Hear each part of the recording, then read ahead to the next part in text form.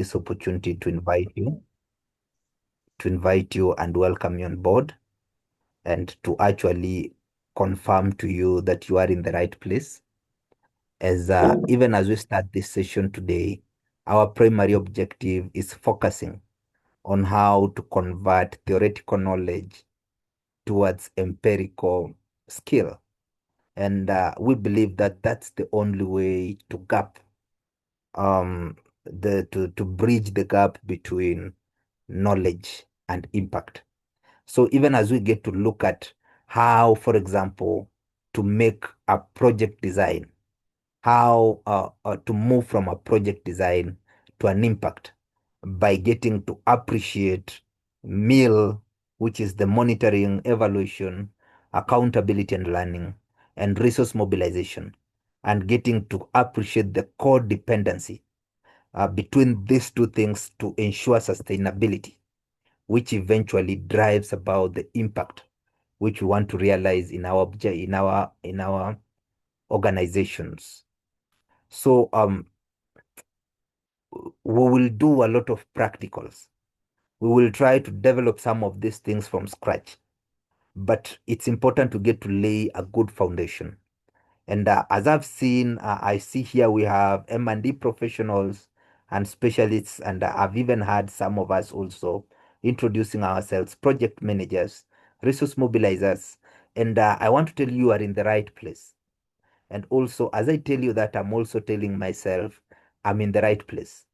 Because as I share that which I know, I also look forward to also getting to learn from our experiences, as we'll be sharing different experiences that resonates with the courses and the practical tools that we'll be designing, even as we head forth.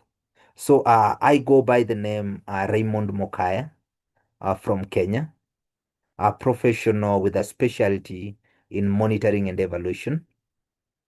And apart from the monitoring and evaluation in my master's course, I also have different certifications and qualifications, like Bachelor's of Science in Community Health, a certification in international monitoring and evaluation also independently, and also different other short-term humanitarian and computer certification from senior leadership to information technology to monitoring and evaluation of non-government organizations, supporting children who've undergone trauma, and many others. So I'm going to use some of this also knowledge and technical skills I've gained, but I want to base this training also on the earned experience I've gotten from also offering my services both as a full-time and as a consultant to different local and international organizations, including Compassion International, USID programs, consultancies at different ministries, and also now the practical development and consultancies either in proposal writing, in project management, in capacity building at different foundations, initiatives, organizations. And I want to use this and experience also in making sure that at the end of this session and even at the end of this course, we all have the right empirical skill to not just say we are professionals, but to convert that knowledge towards actionable impact that can be realized. And also, I won't go without saying that after that, because I've seen also we've been asked that question in the other classes, you will be certified, you'll be given a NITA accredited certification, which is acknowledged. And also you are trained also, be it's me or the other trainers will interact with by NITA approved trainers, so that we get to ensure that at the end of the day, you have the right skill and also you've gotten the right skill from the right trainers. So you are in the right place. I think that is the one thing I want to stress on, that you are in the right place. Don't shy away from asking questions in case there's something you've not understood, and also don't shy away from sharing different practical examples that could help the class at large resonate with what we are talking about. And as I've said, we have our footprints across Africa in different other countries. And that's why I've seen some of us here have interacted with. Some have interacted with them physically and others virtually. And you're welcome again from Uganda to Kenya to Tanzania to South Sudan, Cameroon, Namibia, Botswana. Thank you for trusting us and also wanting to onboard us again. And those who are new, you're in the right place. So let's start by getting to answer this question. Why do projects fail? But before we answer, why do projects fail? Someone is asking, what's a project then? For it to fail, what is a project? Because I've said I want us to appreciate resource mobilization and monitoring and evaluation, accountability and learning. As we appreciate them, we see how can they coexist as they play a pivotal role in ensuring a project objective and goal is realized. So when we look at why projects fail, first we need also to understand what is this project. Yes? Yes. Can I try? Yes, please. Thank you so much. Go ahead.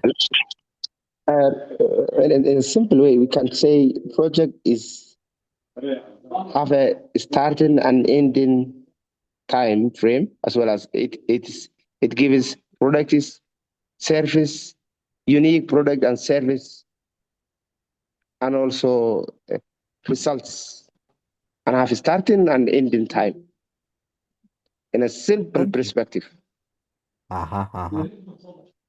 Thank you. Yeah. Thank you. Thank you. That is very true, Ahmed Yusuf. Yeah. That it's a temporary endeavor that has a definite start time and end time to give you a certain specific result. Meaning, if you don't have a start time and an end time, probably you're not running a project. So if I say, I want to visit Zanzibar one of these fine days, can I qualify that statement to become my project? Yes. Because the unique, It's yes, what do we yes. think? It is a project because it has a time, starting time and finishing time. Maybe if you design start the time you will arrive that place, it also consumes resource because it consumes money, time, resource, and effort as well. So it's a also project. Every activity Okay. you are doing, you can design a project as well. Okay. Thank you. Thank you. Thank you. Thank you. Thank you. Thank you. Thank you, Yusuf. Now, let me also hear from us. What do we think? If a project is something that has a definite start time and end time. Yes, Hashim, what do you think? Okay, maybe for me, if you say you want to visit Zanzibar, this is just like that. It's not a project because when you are saying it's a project, you must be specific. You'll visit Zanzibar from you'll be in Zanzibar maybe from which date up to which date, regardless of there is some resources will be involved like your time, money, and uh, so and so. But in order for any activity to be regarded as a project, there must be a specific time, especially the starting date to the ending date, duration of your project. Thank you. Thank you, Hashim. So you are saying because this statement is lacking a time boundness aspect in it, it doesn't have a specific time allocated for me to visit Zanzibar. And also, it doesn't mention the resources that might be required. Probably we rather categorize it as a wish, but not a project. I want to believe that is what Hashim has said. What do we think? Let me also hear maybe from two different other people. And every answer, by that, actually, that is very right. But also, let me hear from us. What do you think? If I say right now, I want to visit Zanzibar one of these fine days. Yes, Isaac, what do you think of that statement?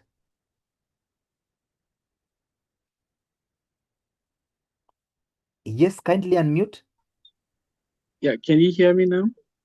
Yes, we can. Yes, we can. Yeah, so you want to visit Zanzibar, right? For me, technically it's both a project and on the other hand, it's not a project because my reason of me saying that is because you want to visit Zanzibar to maybe see what you can do in Zanzibar. Um, on the other hand, you have to have a budget, tell your purpose of which you are going to Zanzibar, what you want to accomplish, when do you want to go, when do you want to return, what you want to start, and how are you going to end. So once you have an end in mind, that is a project. On the other hand, if you can go there and start everything to have an end in mind to get a goal, and you have designed a whole project. Thank you. Thank you, Isaac. So you're saying this statement has a potential to become a project. If I have Yes, an end time, if I actually schedule the day to visit, and also I get to know how much I need for me to realize that wish. yes. Okay, that is very true. Let me hear from George as I had John on that example so that we get to know why is it important to get to understand a project. Yes, George. George, let me hear something from you.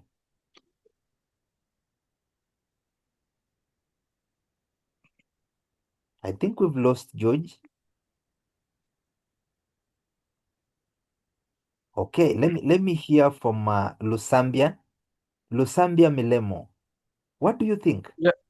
Yes, yes, Ramson, I can follow you, and I'm very excited the way you are explaining this. Despite I have joined this time, but the example that you have given is true. Is true that a project should have a timeline, a starting and also an ending point. That is, so if you say I will go to Zanzibar without any timeline, knowing that you will leave maybe by Nairobi, which time or maybe which day, that is not specific. So a project itself should have a timeline. And I'm very, very excited to hear about that because I was confused as well. What is the project? So thank you very much for the way you have explained it. Thank you so much. Thank you, Lusambia. Thank you, Lusambia. And you get to see from what we've all said, because we've said the right thing, Yeah. these are the challenges. Yes. Okay. Yes, Vincent, and then Galaxy. Yes, Vincent Mulama. Hello? Okay. Okay. Yes, Galaxy. Kindly, you can also tell me your name so that yes, go ahead. Is it Hello? Yusuf? Yes, I'm Yusuf from Somaliland. Yes, Yeah, Yusuf, kindly go ahead. this statement, uh, it looked like project, but not project because of certain issues. The first, the purpose is not clear. It's not smart because you did not define the purpose you are going to that place. And if you go to that place, there's no difference, sensible. Secondly, there is no clear time. It's not, you didn't mention it as starting time and ending time as well. So that statement is not a project. We cannot say it's a project. Thank you. Thank you. Thank you, Yusuf. Thank you, Yusuf. I think, yes, Kato. Yes, Kato. And then I'll continue before I allow us also now to raise a comment. Yes, Kato. Yes, good evening, colleagues. I think Good evening. Project Sorrow is very okay. I can look at it in different aspects. Of course, you know when you start when you're thinking about maybe setting up a project, there must be a problem first of all. So now that is where the designing comes in. The project design. That's why we can think of having the problem tree, the theory of change, then also think about having frameworks for the project. So I think when you talk about just visiting Zanzibar, you may need to have thought about projecting is there a problem? Don't want to ascertain a certain what is the essence of you having such a project or coming up with a certain project? You must have that at back of your mind.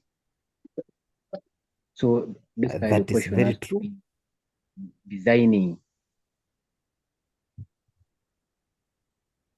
Yes, I submit. Thank you, Kato. That is very true. And you get to see every answer we are bringing forth. And Kato, you've brought in even very technical words, which I'll elaborate to some of us who haven't interacted with them, like the theory of change, which some of us are asking, what might that be? We'll get to look at it even as we continue. But I just wanted us to first understand what a project is. And we've elaborated it very well, that temporary endeavor, which is meant to give you a unique service or product, but within a given timeline,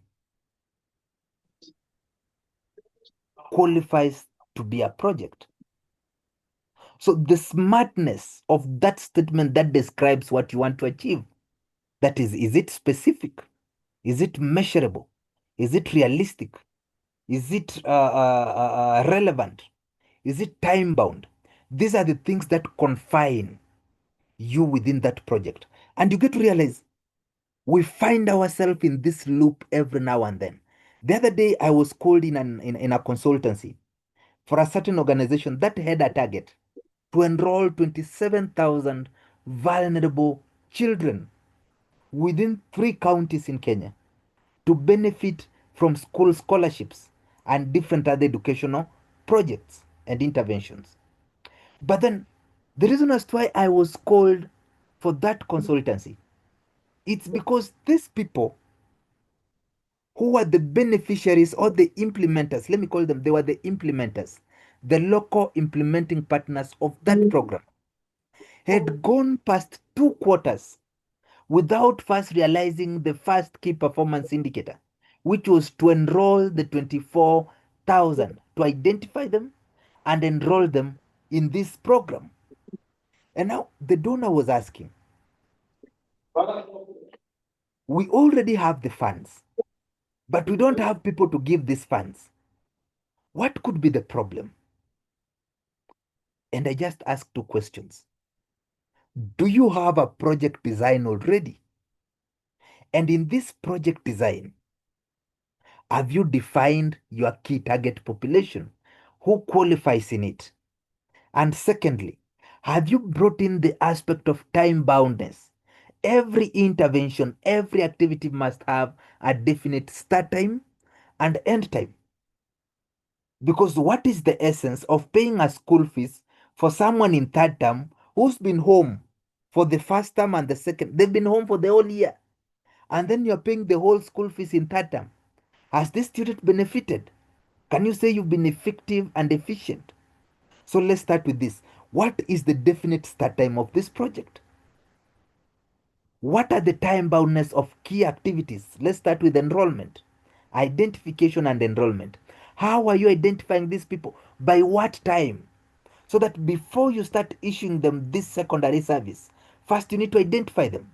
You need to assess their vulnerability so that you get to know, if I'm giving them a check of $1,000 each, what if you have someone who needs $10,000 much more urgently than he who needs $1,000? What are the tools we've put in place? What are the designs? And you get to see, this is the question I've asked about the trip to Zanzibar. I've only given out a wish, which has a great potential of becoming a project. If I said I want to travel to Zanzibar this year, which is 2026 December, I could have headed towards the right direction of forming a project. But if I say I want to travel to Zanzibar very soon, that's just a wish. How many of us implements project which are just wishes? You say we want to help people in this community. Our project is meant to help people in this community and reduce suffering. But that's not a project. Our aim is to help farmers. Farmers are crying. So what is the project? We want to help these people access clean water. At least you've introduced aspect of specificity, where you've identified the one thing you want to help them access. By what time? It still doesn't qualify to be a project. So a poor design is one of the leading reasons as to why projects fail.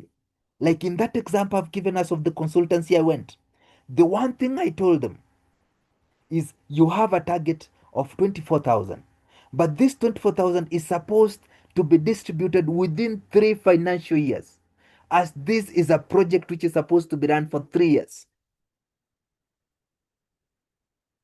So pick what you want to do. Do you want to find 100 beneficiaries and work with them from maybe, for example, their secondary school until they complete? Or do you want to offer them temporary relief so that this information, this clarity could help you design the right project? If it's the temporary relief, how are you going to offer it? And then come up with timelines. Say between September and December, identify these vulnerable students. Know any benefits, just identify them and come up with an intervention, for example, empowering them through positive deviance, showcasing them the importance of education, so that if in January you're going to offer them this scholarship, you are sure that they're not going to drop somewhere along the way where you'll be asked to account for the 1,000 US dollar, and yet someone dropped along the way and went to look for a job. The poor design in our projects is one of the leading issues as to why projects fail. But then we have those people who have the technical know-how. They can design the project to completeness, comprehensively. But then they don't have the resources. They don't know how to mobilize them. They only focus on one thing, which is money. They've said we want to increase the farming products among farmers, or we want to increase access to clean water among residents in community A by 47% by December 2027. It's a project, a complete project. That objective is very well and very smart. And they have a project design down. It's broken down, it's demystified to simple activities. We want to construct 7 boreholes. We want to construct 1 dam. We want to train these farmers on maybe water harvesting and maybe water cleaning and but I know something about it. They have a project broken down to simple activities. But then you ask them one question. Now that you have addressed the technical part of your project, how are you going to do this? They tell you we need 2 million US dollars for us to implement this project. And then it ends there. And then you ask them, how much maybe do you have as of now? They tell you, as of now, we only have $250,000. And this $250,000, we've purposed to procure land where we are going to construct these boreholes. So what about the maintenance? What about the distribution of water from the borehole to the household? And then you sit down with them, you tell them, do you know you can come up with a very good comprehensive resource mobilization strategic plan? And why is it resource mobilization, not just grants writing? It's because resource comes in variety. We have well-wishers here. Some are willing to give you the piece of land free as long as they become beneficiaries of that water. Have you had an initiation meeting with the community and tell them this and this and these are the things we need? We have partners who might not give you the money, like corporate partners, Who will say, I will dig one borehole for you free of charge? Have you thought about that?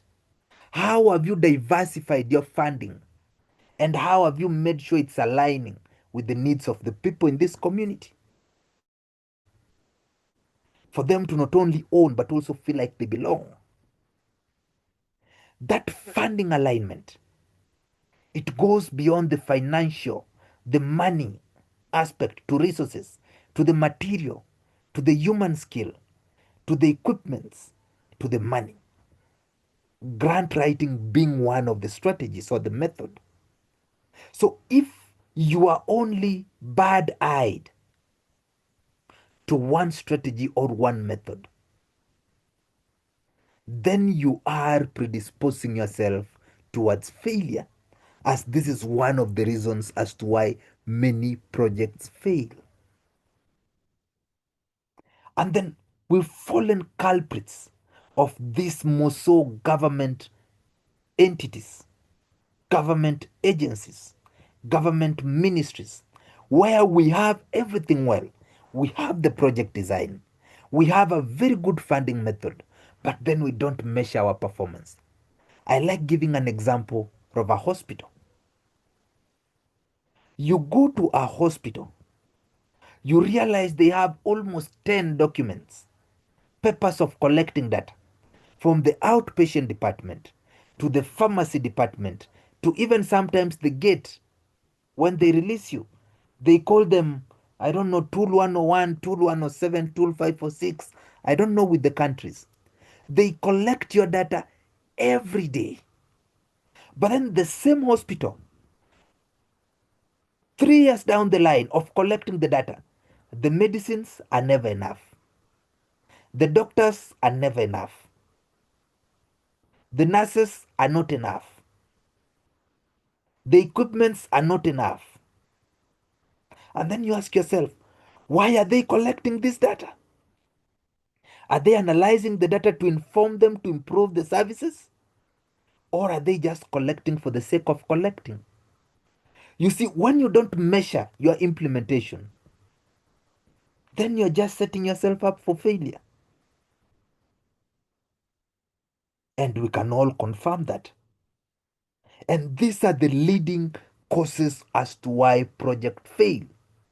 And that's why now we are going to find a ground to bring forth both monitoring, evaluation, accountability, and learning with resource mobilization, where also we'll delve even further to proposal, grant winning proposal writing for those who are doing proposal writing and for those who are doing project management or monitoring and evaluation, so that at the end of the day, you find yourself in a place where you have the right tools to make that project a success.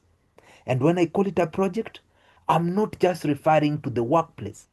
I'm referring even to that personal project you have. You want to construct a 6-bedroom bungalow because the family has become big. You want to move out of the 2-bedroom. But then because you are used to going for vacations every week, every month, you don't know how to save to construct it. You need to come up with a design and a timeline. And within that design, you are supposed to be given key performance indicators. You are supposed to be given the method and the strategies of realizing this bungalow constructed. Like, for example, you'll say, I will go take a loan, and then 50% of my salary will be slashed every month to settle that loan. Or I'll go and save, or I'll take a mortgage, or I'll sell this house that is of a 2-bedroom and add my savings to procure the 6-bedroom. Or I'll buy a land first because land appreciates every day, and then I'll build later. This is you trying to now explore different designs and strategies so that at the end of the day, the project of constructing a 6-bedroom bungalow becomes a reality. So a project is only as strong as its design, its funding, and its tools for actually for tracking its impact. If you have a strong design, but you lack the funding, then you're predisposed for failing. If you have the design and the funding, but you don't have the system, the tools to track impact, then you won't know whether you are realizing your objective or not. You'll just continue squandering the resources. And that's why it's very important we get to go through this session today to make sure we appreciate all these things from the onset. Do we have any question, any comment up to there before I take us very fast on now the other slides? I was just doing a very comprehensive introduction to ensure that we are in a better place to appreciate both resource mobilization, project management, monitoring and evaluation as we now get to delve into today's session. Do we have any question, any comment, any concern up to there? Yes, Franco. Yes, thank you so much. Thank you for the opportunity and thank you for taking us through this very important introduction part of this course. I think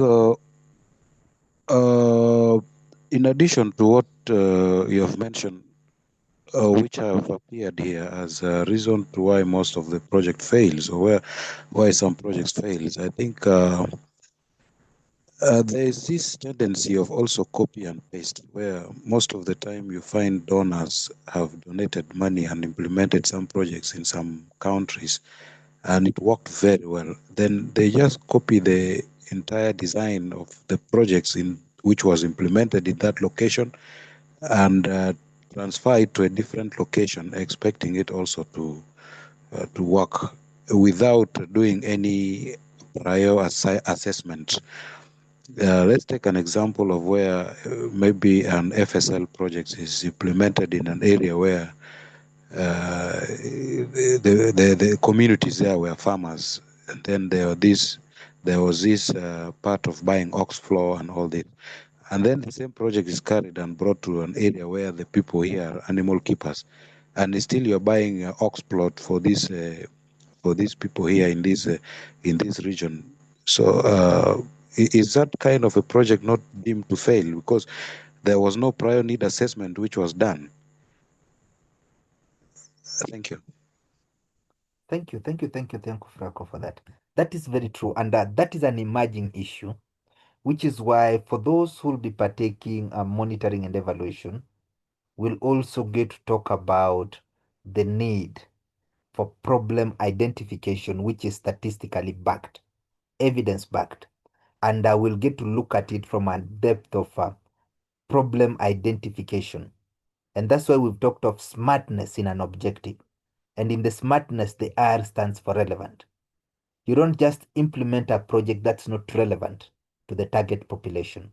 And we'll get to explore that. But thank you so much for that also, practical input. Yes, Kato. Yes, Kato. I see you've raised your hand.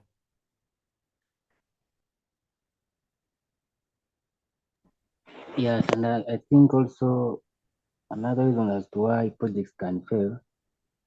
See, you can maybe you can get into certain organizations and when you look at how things are done, I think people really need to put into consideration designing a strong M&E system.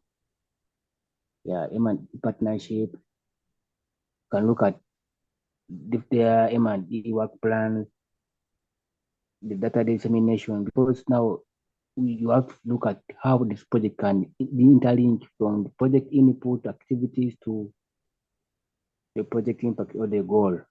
So designing a strong M&E system can also help you see that maybe the project can be can yield an impact or not. Thank you. That is very true. That is very true. Let me also hear from Mark. Yes, Mark.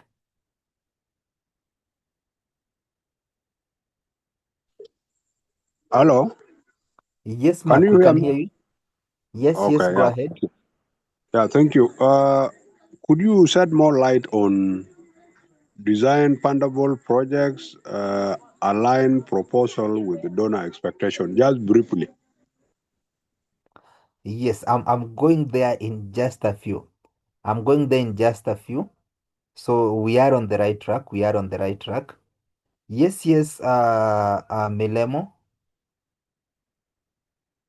Yes, so thank you very much, sir, for the clear explanation. We really appreciate. And I have a question on the point that you discussed on in terms of the design, which caused most of the proposal to get, or most of the project, let's say, to get rejected or maybe to fail, to not succeed. I'll give you an example in terms of sometimes we get a certain call for application, which most of the time we don't have maybe the expertise, maybe also it is not a relevant focus area which you're working on. But suddenly online, when you see the call for application and you say, I have to apply for this one, maybe I have to implement a project related on this one. And without doing a certain design or maybe a certain assessment in the community to identify the need, the community need. In this way, what can we do in this way? Because most of the bars we will see, and you start now using ChatGPT and you submit the proposal without even consulting the community itself. What advice may you give in this way? Thank you very much once again. Thank you. Just to preamble, as we are heading there, is a modern project management, modern mill, and resource mobilization, because even in proposal writing, we have a component of monitoring and evaluation.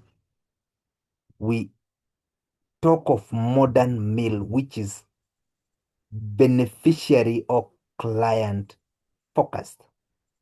And the best statement that can respond to that, unlike traditional projects where we were only reporting vertically, that is either to the donor, the director, the partner, the modern mill where we get to answer, and this also is in resource mobilization, where we get to answer efficiency, where we get to answer effectiveness and impact. It's requiring us to implement a project with the community, not for the community. And this stresses on the relevance of the project, because the moment you choose to implement a project for the community, then you shade away, you fade. It's like you brush away the ownership aspect where they'll feel like this project is relevant for us and we belong. And that's why we appreciate the participatory monitoring and evaluation in the project design, which will also respond to it in the proposal components, where we'll talk of mill in project proposal. So just to preamble on that, but we'll get to look at it in an in-depth manner. And then let me hear just from one person and then we continue. Yes, Bangura. Yes, Bangura. Yes, good evening. Thank you for the opportunity. And of course, this is my first time, and I want to express how I appreciate your introductory aspects of this session. It's a very good one. Maybe I just want to make an addition to some of the reasons why some projects fail. To me, I think weak team and poor coordination also affects projects greatly, like employing lack of skills, personnel, of course, poor communication, and not identifying clear roles and responsibilities. All of these slow progress and creates mistakes in projects. And equally so, I believe the failure to assess some risks, risk assumption. These are also things that usually affect projects. Unexpected issues will arise during the course of the project, whether it can be price changes, logistics problems. So if we fail to take these into considerations, most times equally so, they will create a big problem in implementing the project. Thank you. Thank you, Bangura. That is very true. That is very true. And we are really dwelling on the meal part. And that's why we say in project implementation, because we want to see how to design a fundable project, you monitor, which is the constant tracking. But before you evaluate, there's somewhere there's the control. You monitor, control, and evaluate. And control is the place where you're provided an opportunity to implement a corrective action in case the project is deviating from its plan, target, or objective. Here is where now the mitigation perspective is introduced. And the reason as to why this is important even in resource mobilization, it's because you're going to showcase to your prospective donor that we have a system in place that's going to ensure that we not only monitor these project activities as they implement, but also we control, we carry out corrective action anytime, maybe for example, as we've had, the project is somehow deviating from the plan, maybe because of inflation, maybe because of poor reception from the people, maybe because of ABC challenges. And here's where you implement the corrective action, and we'll get to look at it in an in-depth manner. How do you implement a corrective action if you're monitoring a project and you realize a problem? And then, of course, you continue to evaluate as you continue to implement to assess effectiveness and ultimately to assess impact. And as we've said, these aspects, we are going to look at them and we are going to demystify them one by one, so that at the end of the day, even as we get to write that proposal, because that is the one thing we'll end for those doing resource mobilization, we'll end having written a complete proposal. For those doing monitoring and evaluation, we'll finish having written a complete M&E plan. But at the end of the day, the most important part is you get to live here now getting to know how can you address these shortcomings in case one comes along. You get to live here not only having known, but also having the right skills to now address them, which is now beyond the knowledge. Now, let's look at before I allow, I think Milemo, this is the previous hand, right? Exactly, sir. Exactly, sir. Thank you. Then let's continue.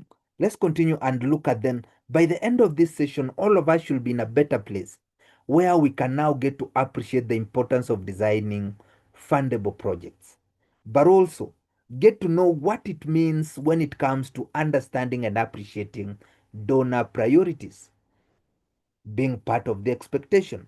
If a donor is saying, I'm going to fund projects in Western Africa, and you're submitting a project proposal from Eastern Africa, are you aligning with their priorities? If the donor is saying you're going to fund projects that are targeting climate change and agriculture, and you are implementing a project that's targeting education or health, are you aligning with the donor expectations?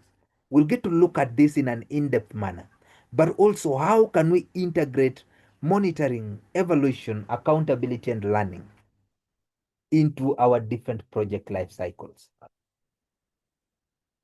And also, we'll get to be in a better place where we could respond to how can you convert now activities to impact? How can you convert activities to impact? And these are the challenges we've seen.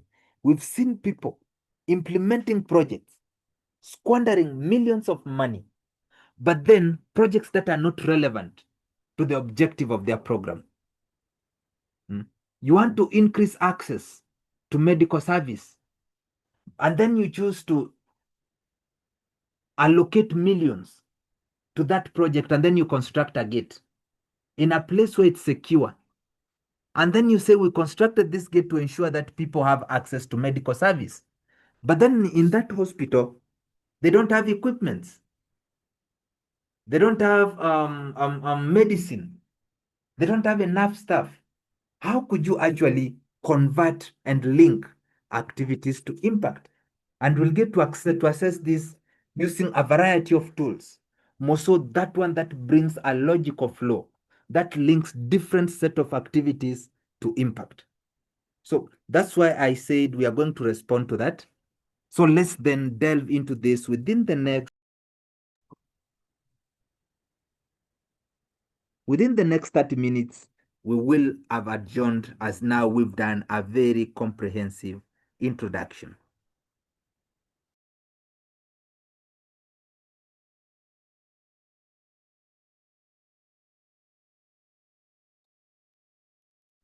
Okay.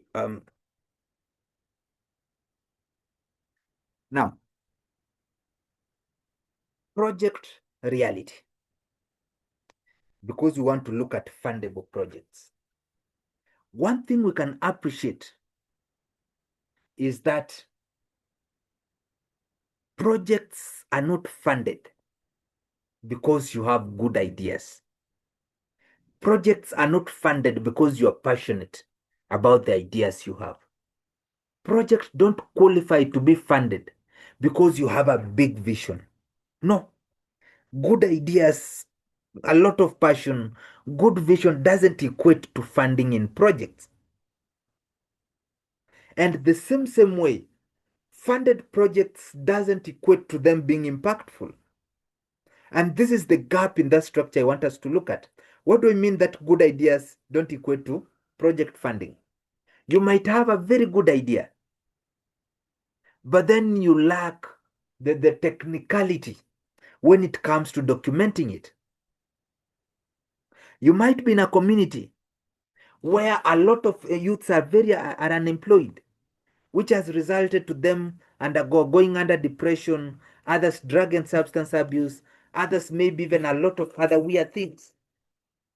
And then you come up with a very good project. You say we want to come up with a project that is meant to improve the livelihoods among our youths. It's a very good project. But then you submit a series of proposals and you still don't get a fund. You don't get a grantor. And we'll get to look at why. And sometimes you might be lucky to get a grantor. And then you implement that project for the whole life cycle, but you realize you're not impactful. I gave this example somewhere of a project that was meant to reduce cases of gender-based violence. They identified the vulnerable beneficiaries in the community, who mostly were girls. They took them through a series of training. They empowered them. They capacity built them. They taught them about their rights and child protection and all those things. And then after that, they brought them back to the community. 1 month later, cases of gender-based violence were reported to have heightened from 17% to 23%. And then the project officers started wondering, what could be the problem? They said, let's observe. 3 months later, while they were doing their quarterly report to the donor, they realized the cases of gender-based violence have even gone higher, from 23% to 32%. And the question was, what is the problem? And these are the things we are talking about. Funded projects doesn't necessarily equate to impact. And these problems are identified when there's a gap in the structure or in the strategy or in the measurement. Because get to look at that scenario. The structure was they identified the most vulnerable population and they empowered them on matters gender-based violence.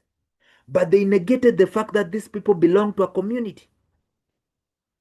That girl who was taught and trained that education is a right, that you have a right to go to school, and if your parent does not take you to school, you can report them to the chief. That girl went home and they gave their parent an ultimatum that if you're not taking me to school, I'm going to report you to the chief. And the parent got annoyed and they got violent physically. They assaulted these children. And they told them, go back to those people who trained you and have them take you to school. What happened? Cases of gender-based violence, in case of reducing, they heightened. Just because the structure didn't appreciate the community. It didn't appreciate the setup. It only looked up for the beneficiaries. So how can we then build projects that are actually relevant to the reality, that are realistic? So that project had to be redesigned, where now they had to come up with a series of intervention, from community sensitization to what was that other project? It was caregiver and parent empowerment, to now the beneficiary, who was the girl who was most vulnerable. So that once this girl is empowered, they go back to an informed community that embraces them and supports the change instead of being threatened by them. And these are the things we are talking about. How can you build a fundable project? First, you need to appreciate the project reality. That you can have a good idea, but then also you need to appreciate the donor priorities, the donor, what do we call them? The donor expectations for you to get the funding. And also, if you get the funding, you also need to appreciate you also need to appreciate the fact that the modern monitoring, evaluation, accountability, and learning isn't just about reporting upwards. And that means you're not just going to report efficiency. Traditionally, we only used to report efficiency. Efficiency is we use this money to buy the books. We use this money to construct the boreholes. We use this money to construct the classrooms. We use this money to support 1,000 beneficiaries to go to school. No. Right now, you report efficiency too. You report effectiveness too. Meaning you're going to assess the beneficiary and see, were you effective?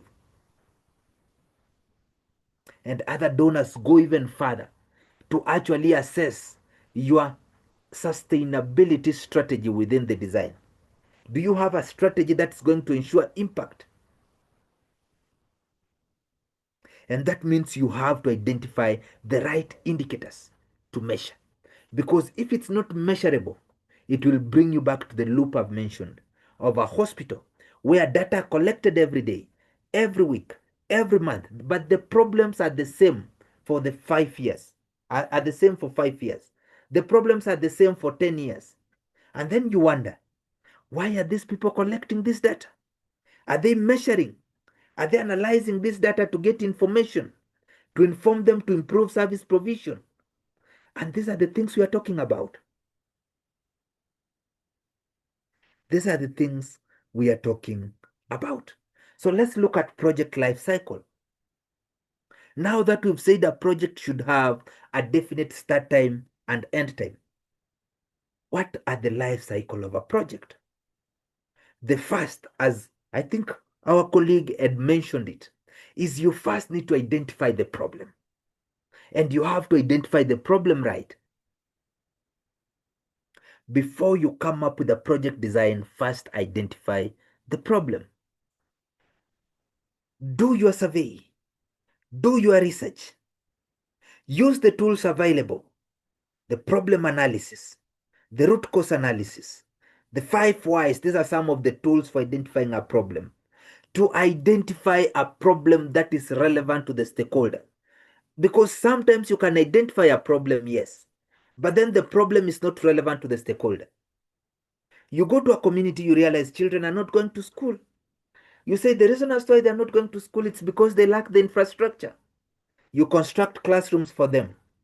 But then 2 years later, you come back, you realize the classrooms are wearing off, but students are not going to school. Because their problem wasn't the classrooms. It was the conflict. It was the insecurity. The parents were not capable of releasing their children to school because they were afraid that these children might not be safe. So while conducting the problem identification, find a problem that is relevant with the stakeholders. That's why we've said the modern M&D is implementing a project with the community, not for the community. And if you're implementing it with the community, it means then at the initiation phase, you'll consult the community to ensure relevancy. And once you identify the right problem, then you can go ahead and design your project. Define the start time, define the end time, define, for example, the target population, define your indicators. What instruments are you going to use to measure this project progress? And then, of course, formulate a budget. And the problem must always be backed statistically with evidence. Don't identify a problem through intuition. Say 3 out of 10 beneficiaries, 3 out of 10 youths in this community are drug addicts. Say 42% or 61% of residents in community A can't access clean water. Say 38% of residents in community B are living below the poverty line.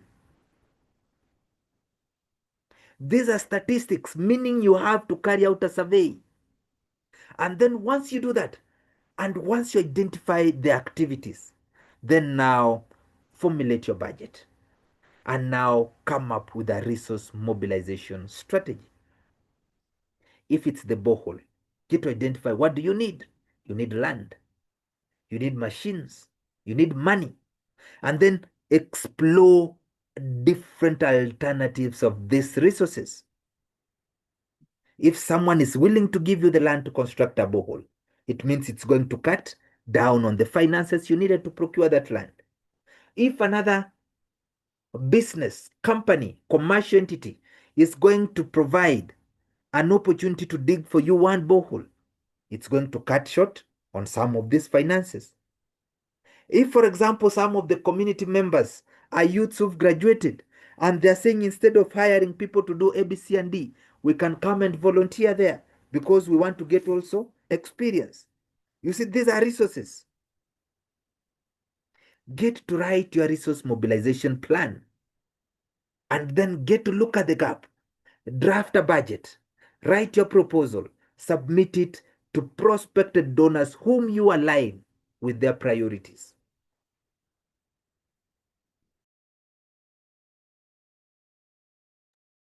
And then, if you get the funding, if you get the resources, then now you graduate to implementation. Implement in accordance to the plan, but don't be rigid with the plan. Be open to the control aspect of your project implementation. Why? The control helps you appreciate the emerging issues and challenges to mitigate them. Be open to that. Implement it right. Measure, because you identified the right tools, the right indicators. Monitor your project progress through those things you're measuring. You are to construct 10 boreholes. Measure how many boreholes have we constructed as at now. You are to plant 10,000 seedlings. Measure how many seedlings have we planted as at now. You are to distribute 1,000 revision materials to school. Measure. You are to reduce cases of gender-based violence. Measure how much have we reduced. That is through monitoring, because you are continuously tracking and collecting data using those tools. And then eventually, be it's annually, it's quarterly, it's semi-annually, do your evaluation and see, are we being effective? Are we being effective? Are we realizing the change we wanted to realize? Are we actually being sustainable? And as you evaluate, use that information to learn. Get to look at the things that worked, the things that didn't work, and improve in your project implementation as you continue to implement so that you could realize your impact. I want to believe I've taken us through the project life cycle, unless there's a question up to there.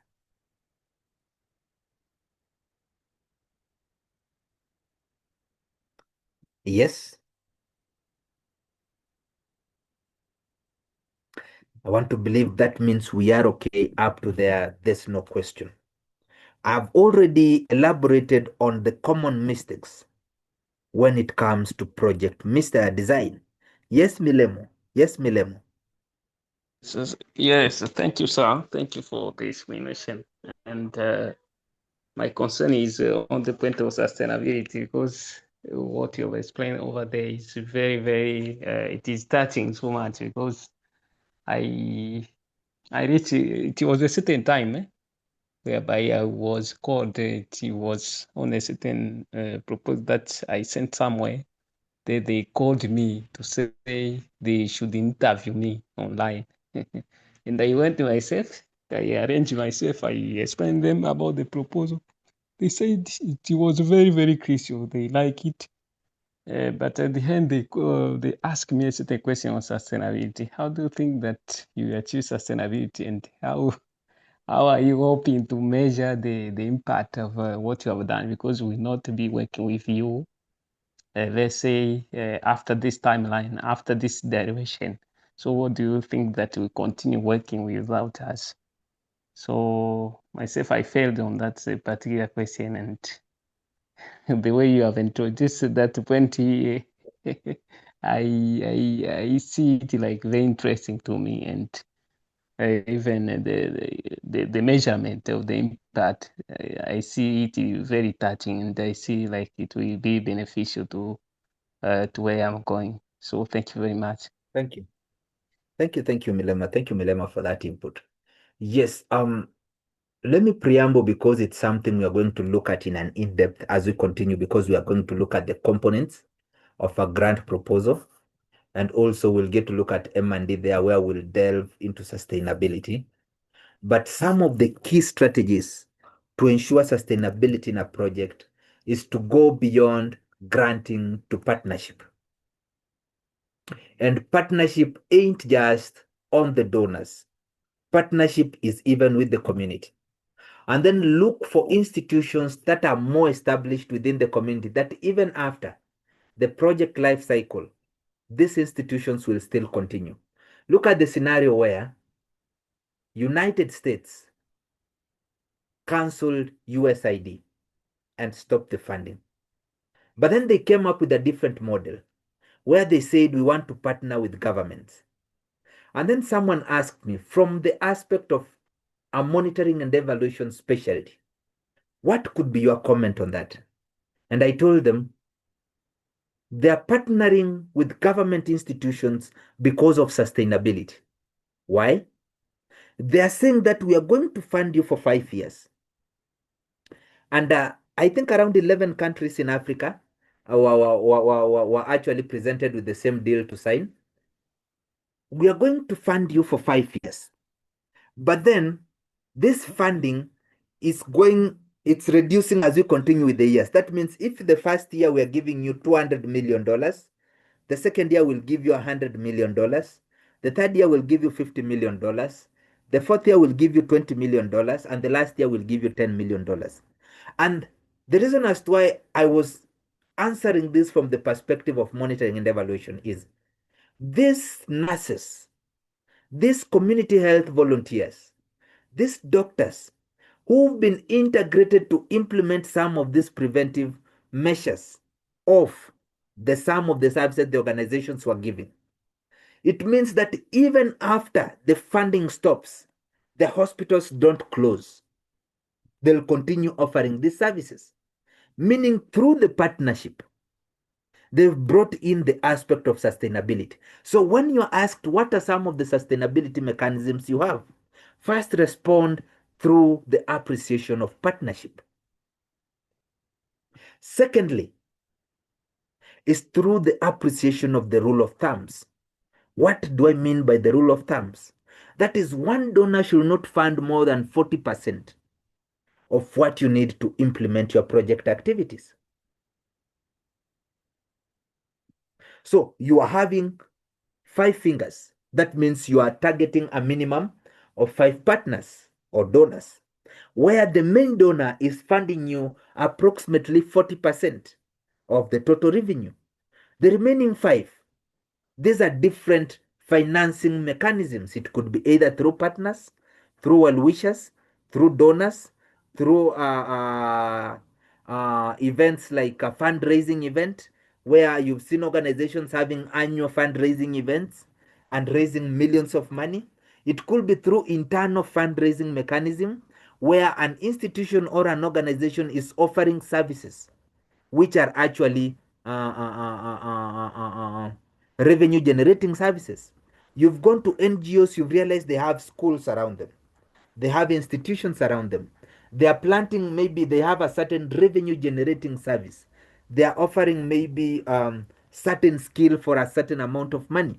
This for them is an in-house sustainability mechanism, that in case the donor retreats, we will still have something to fund this project, to retain the administrative roles of the project as we still look for another donor.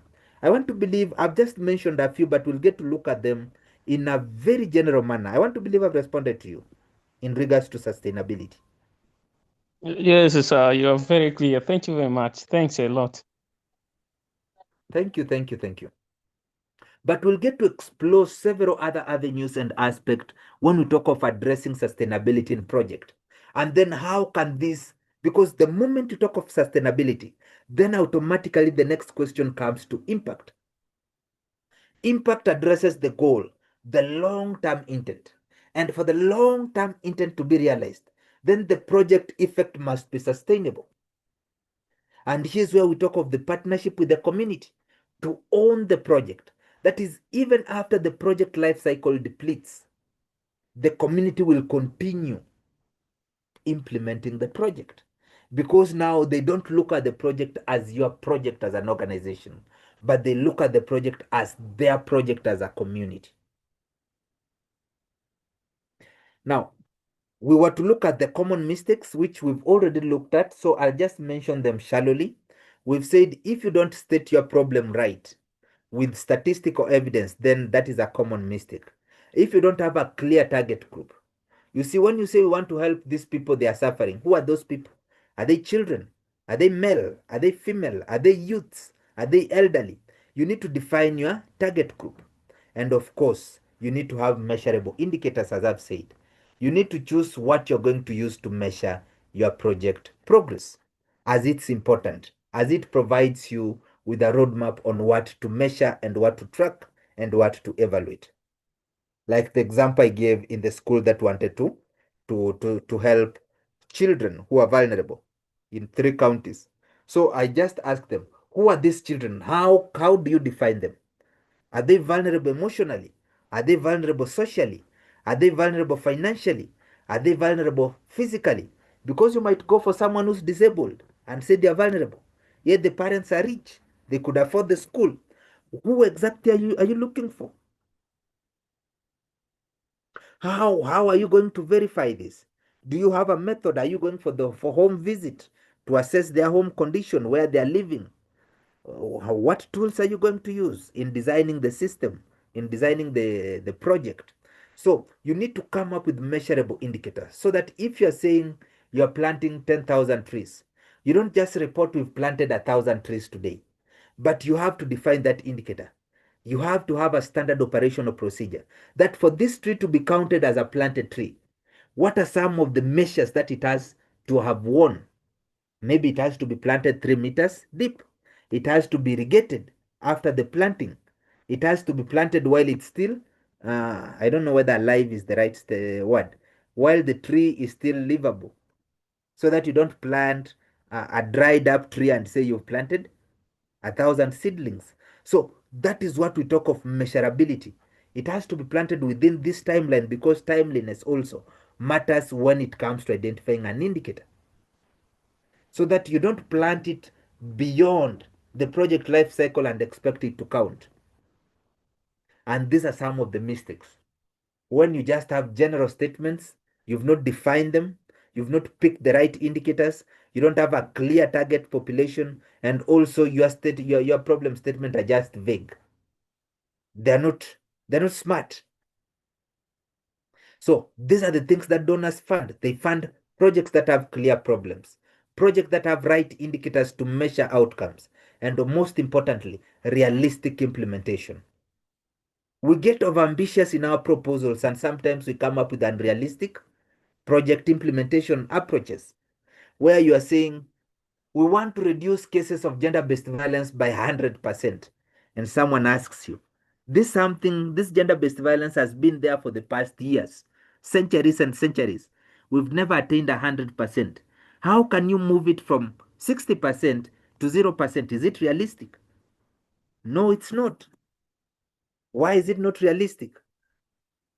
Because sometimes someone might go and maybe they're intoxicated, they're drunk, they go home, they start a fight, it's reported. How could you say you could be in control of that? Because once it's reported under gender-based violence, physical abuse. How could you say you could be in control of that? So realistic is when now you come up with realistic implementation.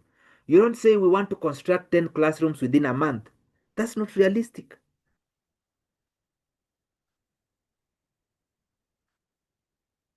And for it to be realistic, you need also to consult with the community so that you get to come up with a good project implementation plan that resonates with the community.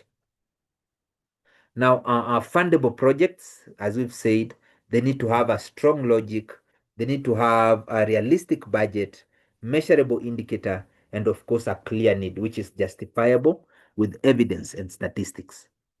These are the fundable projects, and we'll get to explore them even further when now we'll start looking at the proposal and also the resource mobilization strategic plan. And with that one said, let me just take us through introduction to MIL. But before I do that, maybe up to there, do we have any question, any comment, any concern? We have around 7 minutes remaining before I take us through this last part of today's presentation and facilitation. Do we have any question, any comment, any concern? Yes, Mark. Yeah, thank you, Mr. Mokoya. My question is on the statistic that you have just mentioned. When one is writing a project proposal, that you need to have a statistic. So in case now there is no available statistics on the problems that is existing in the area, there is no any other literature available. Like the case of South Sudan, where some areas there is even no information. So what can I do in such a situation? Thank you. Thank you, Mark. You carry out a baseline survey because for you to be able to measure progress and impact, you must have a baseline to benchmark against. For me to say we've reduced maternal mortality by 10%, it means I need to know where it is as at now. So that if it's at 30%, during evaluation, we realize it's at 23%, we'll say we've reduced it by 7%. So you carry out a baseline survey. If there's no any literature anywhere, recent and modern literature anywhere, then you'll commit to carrying out the baseline survey or the baseline research so that you get to come up with that data. And if they want to verify, they could come and look at your survey report. Or you could attach a survey report if they ask you to forward to them. You just attach it in your email and you submit it to verify that actually this is what we did.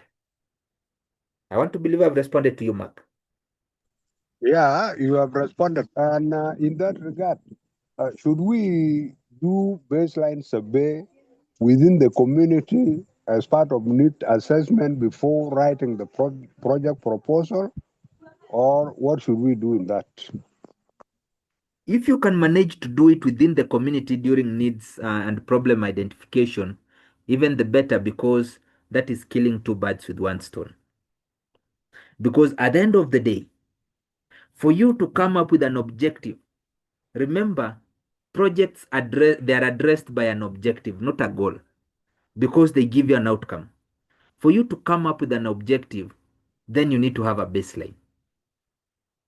So if I say I want to increase, it means it's at somewhere and I want to increase it from there.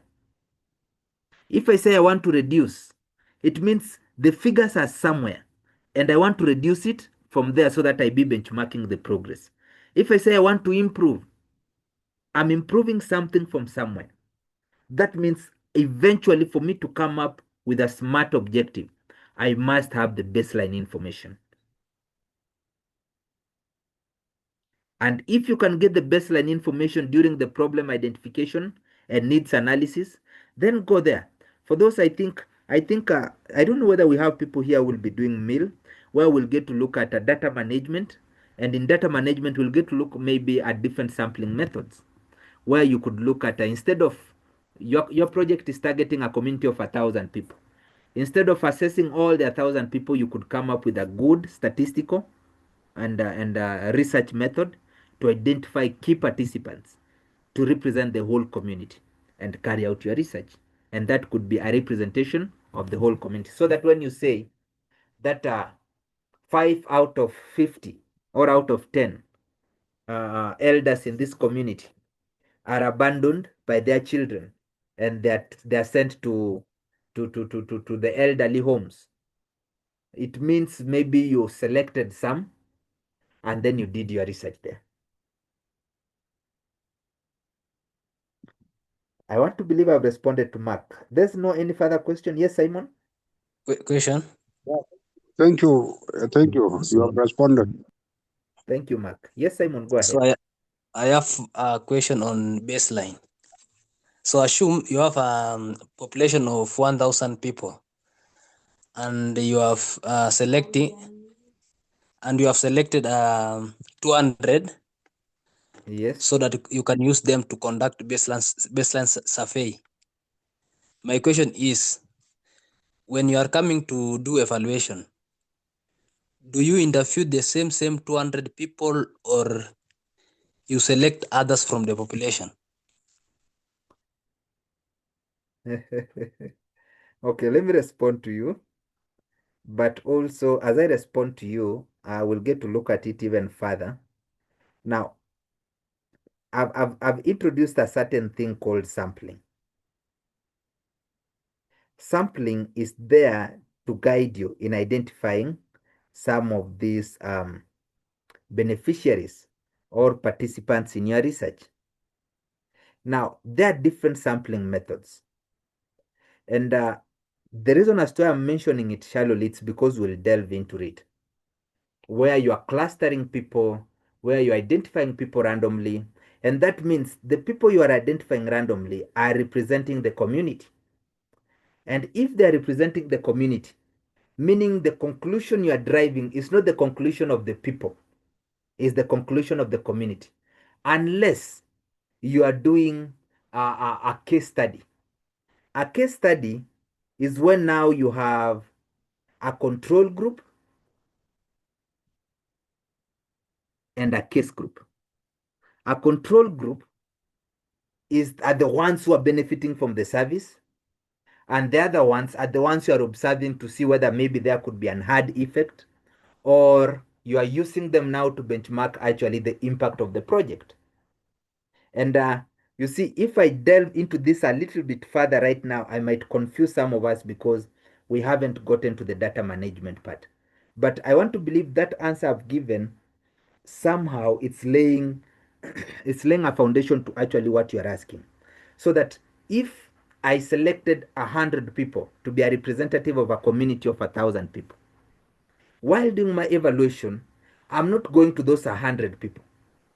Because also in data collection, depending on the information I want, sometimes for ethics requirement, you might have to actually not collect the personal identification information of those people. But if the data you are getting is representing the community at large, and you are offering this service to the community, it means during evaluation also, you'll collect the data from the community with the method that you'll have chosen to collect data, be it it's random or it's probability on and probability. I want to believe I've responded to you. Yes, you have responded. Thank you. Okay. Thank you.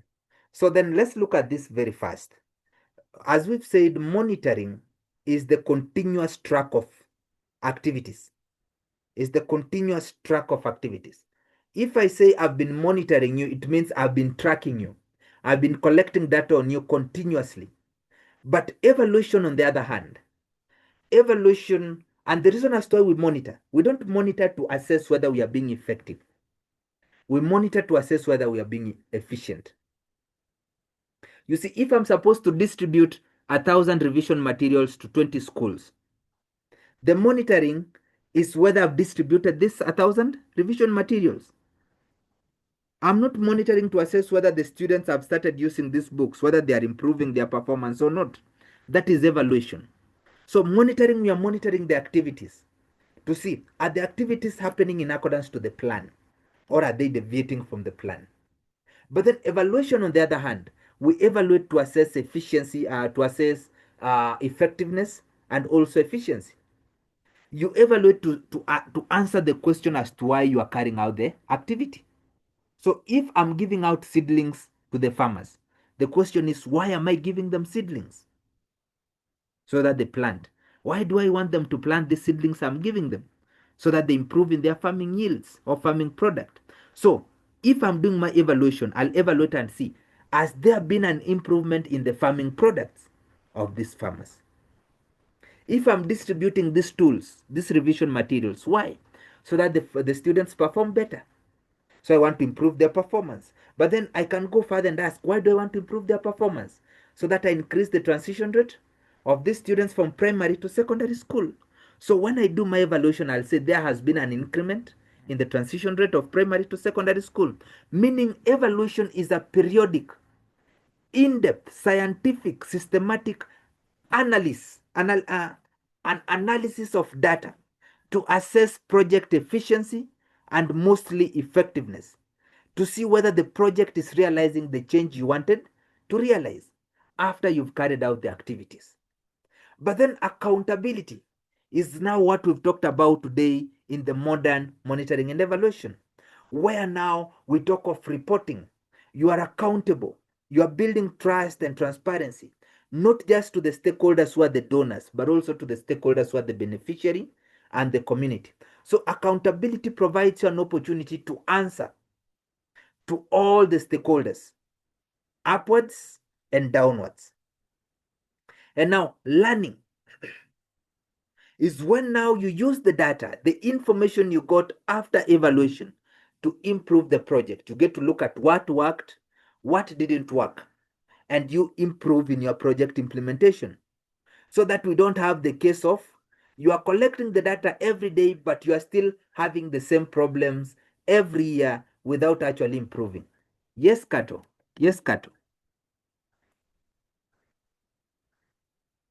I beg your pardon on accountability. Yes, a little bit. It's okay. I've said accountability is when now we are responding to how can you build trust?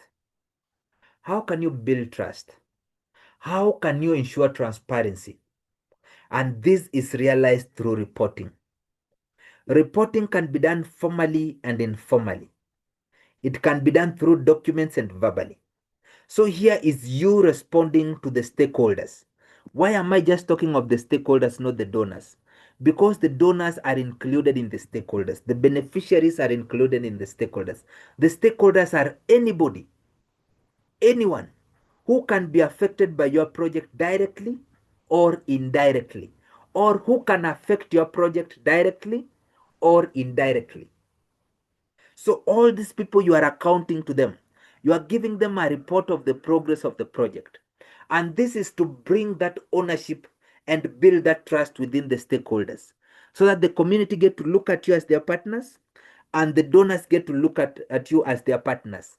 And this ensures sustainability and continued effect, which results to impact realized. I want to believe, Kato, I've responded to you in regards to accountability. Yes. Thank you so Thank much. you. Thank you. So with that one said, these are the things I'll want us to pick them from here because I think this is the last slide.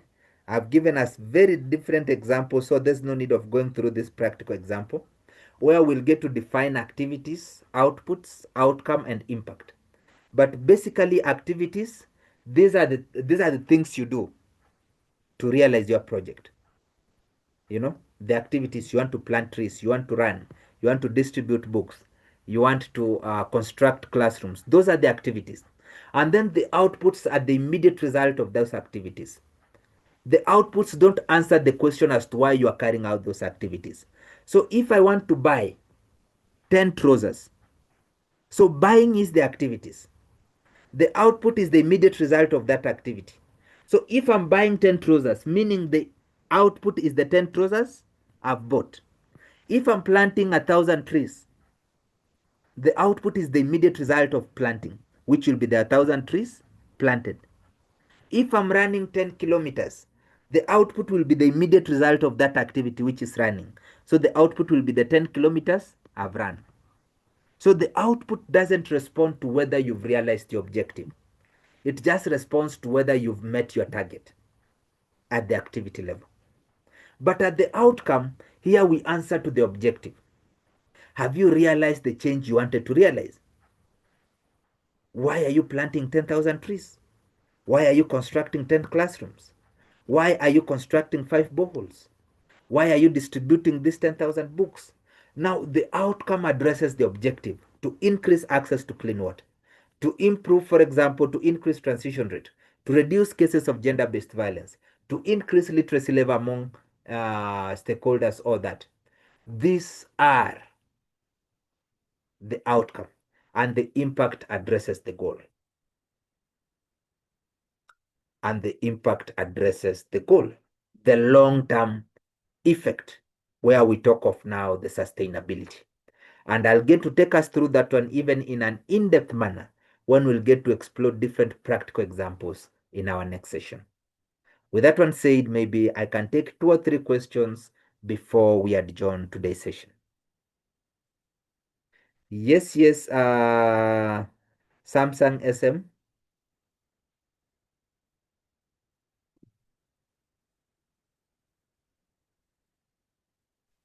Yes, sir. Good evening, Yes, please go everyone. ahead. Good evening. Yes, I want to know how the input affect the activities, because when I see the logical frame or the log frame, I couldn't see input. So I want to know how is input important in this particular activity. Thank you.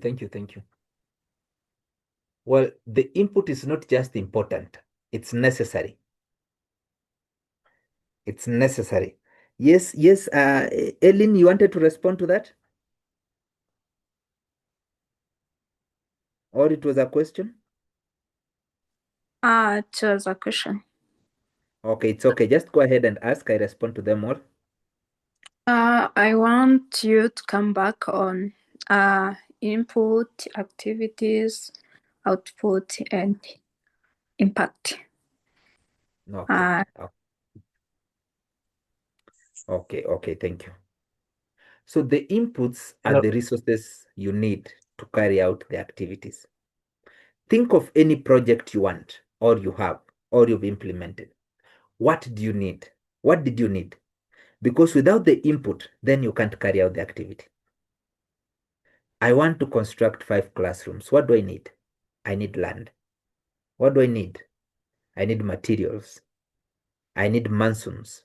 I need maybe a consultant, a company to come and construct them for me. I need money to pay them. These are the inputs.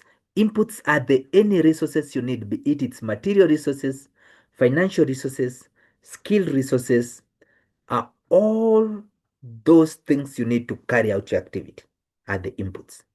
Meaning for the activities to be carried out, then first you needed the inputs. Oftenly we summarize the inputs to money, and that's why we write a budget. And then once you have the inputs, then you carry out your activities. Let me think of a simple project. I have a project, and my project is to reduce cases of malaria. in community A by 80%. So I say, these are the activities I want. I want to distribute malaria mosquito nets to these people. Secondly, I want to actually have enough, what do we call this medication you give to prevent people from getting malaria when they're traveling outside the country? And then, thirdly, I want to do a campaign. Sir, prophylaxis? Yes, yes, yes, that one, malaria prophylaxis.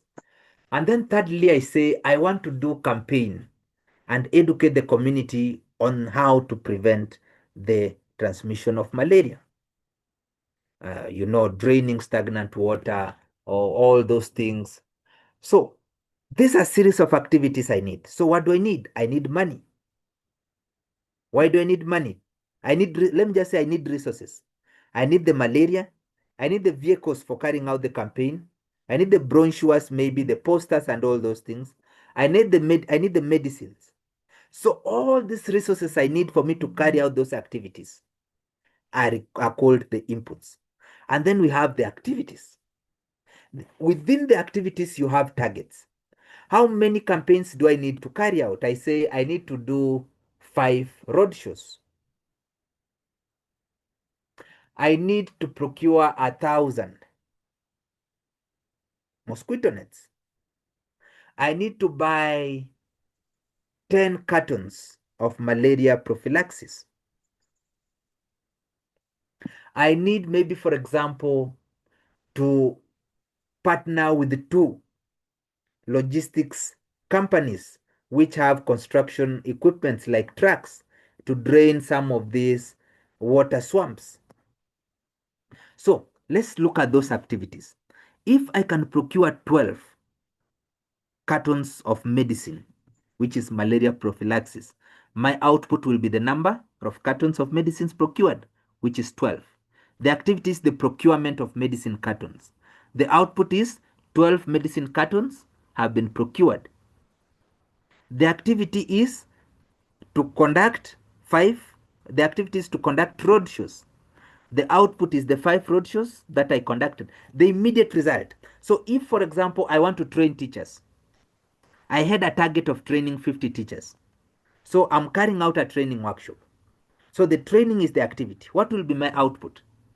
It will be the number of teachers trained, which are 50. So the output is the immediate result of that activity. But then the outcome addresses the objective. And the objective is, why am I training these teachers? So that I improve their teaching techniques and methods. So if my objective as to why I'm training these teachers is to improve their teaching method, then that will be my outcome. What is the objective? So get to ask yourself, what is the objective of this project? That objective qualifies to be the outcome. And then ultimately, projects, cumulatively, they work in an organization to realize the organization goal and mission and vision. And the goal now addresses the impact. That is the logic of flow. Input, which is the resources, activities, the output, which is the immediate result of the activities, the outcome, which is the objective, and the impact, which is the goal. I want to believe I've responded to that query. But we'll get to look at it even much more further in our next session. With that one said, I want to believe if there's no further question or comment, we can adjourn there. Until next time, let's all have a blessed evening. Thank you so much.